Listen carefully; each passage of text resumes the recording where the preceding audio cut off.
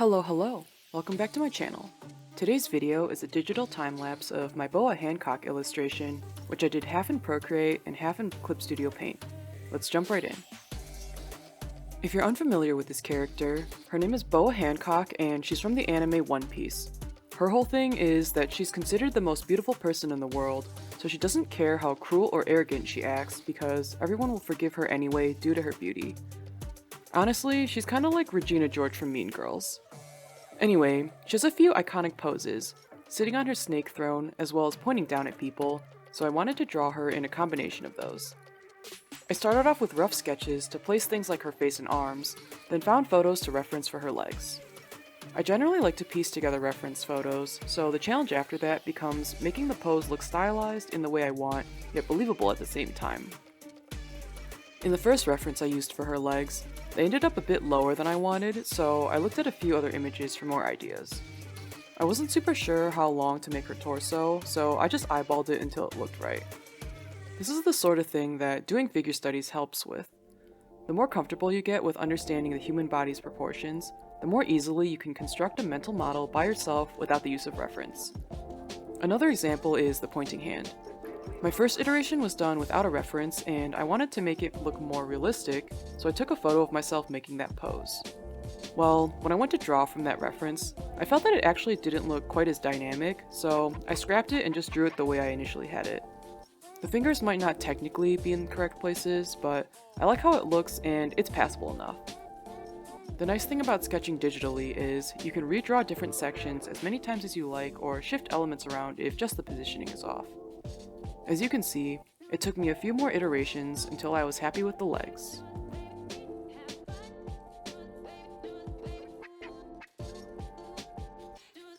And on to painting. When painting digitally, I like to start off by picking a color palette and putting it on a separate layer.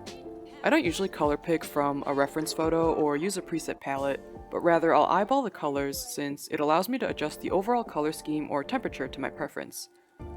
I tend to pick a few skin tones, some mid-tones for base elements, in this piece it'd be the reds and yellows, then some shadow colors, like purple, and darkest colors if necessary, black in this case.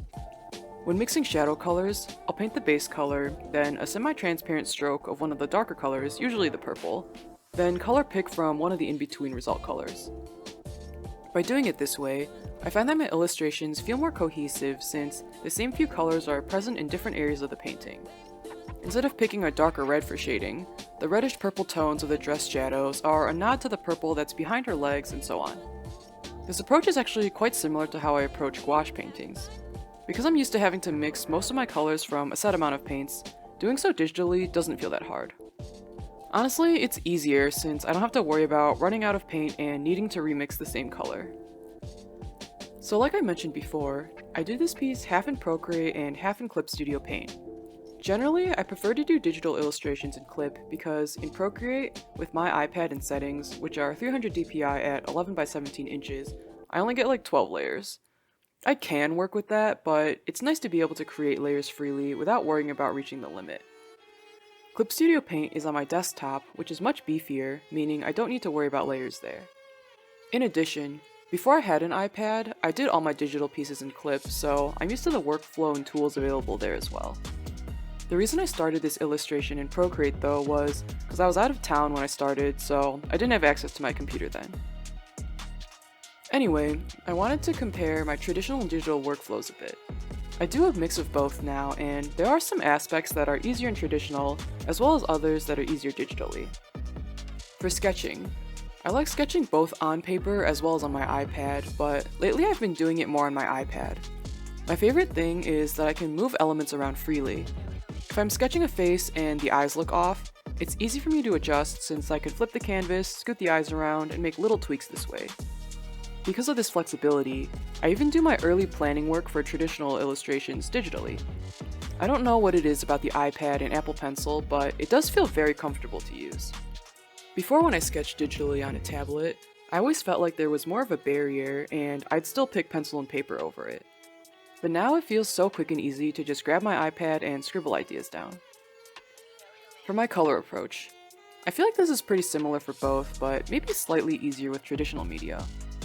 Like I mentioned previously, I generally pick out colors I want to work with at the start of my painting and mix those around for the entire piece. The reason it feels slightly easier with traditional is that, to me, it seems like the bar is so much higher for digital illustrations. Sometimes I watch other artists' time lapses and they use all kinds of fancy adjustment layers and stuff. Well, I barely do. This makes my digital work feel slightly less polished than theirs, I guess, while my traditional work feels polished enough once I'm done and looking at it with my own two eyes. Obviously, there's some post-production needed to prepare a traditional painting for printing or social media posting, but that's different than just feeling that the piece is complete. So yeah, I guess what I mean is, it's easier for me to reach the point of, I think this piece is done, when working traditionally rather than digitally. For keeping a piece cohesive, I think this is easier in my traditional work. What I mean by this is that all the elements, such as a character's face, clothing detail, or background, look equally complete. With digital, I'll often zoom in on one spot to work on tiny details, which makes me lose sight of the big picture, resulting in something like the face looking way more rendered than the rest of the work. This isn't a problem in my traditional workflow, since I can only move my face so close to the paper to zoom in. In addition, my traditional pieces tend to be pretty small, like 6 by 9 inches or 8 by 10-ish inches, meaning I can always see the entire thing as I work on it, even if I'm working on details in one area. To help me with this, when working digitally, I open up the canvas in a different window and put it on another monitor. This way, even if I'm zoomed in a ton on my tablet, I can just look up to keep an eye on the big picture. So while digital art programs provide a lot of fancy tools, I'm kind of the type of person who will aggressively use a more traditional approach anyway, and the main way I do this is by merging a bunch of layers. In this video, I clearly have a lot of layers, but if you look closely, you'll see that the majority of the character rendering, for example, is on one layer. It can be scary to do this, but it's something that helps me just focus on making forward progress. I guess it's like cutting away your safety net or burning the ships behind you. Your only option is to move forward and succeed. Mentally, doing this forces me to just commit to decisions rather than second-guessing myself. Another thing this helps with is making the edges between colors look more unified. If I don't merge layers, I'll try to keep stuff separated, which makes me approach each color block independently, resulting in the regions between color sections looking not very cohesive. I can add line art to separate out the regions, but it kind of sticks out in a way where it doesn't look very blended or painterly. When I merge the layers, it allows me to build up paint strokes close to the boundaries, which helps the colors and textures blend more organically. I can then go back and define out thick and thin line weights where necessary, just like how I do it in a gouache painting. This isn't to say that I always keep everything on one layer though. There are some elements I prefer to keep separately all the time. Usually these are things like background elements or accent pieces like jewelry. Those I don't mind completely splitting out since I don't need their edges to blend into their adjacent elements the way I'd want clothes or skin to.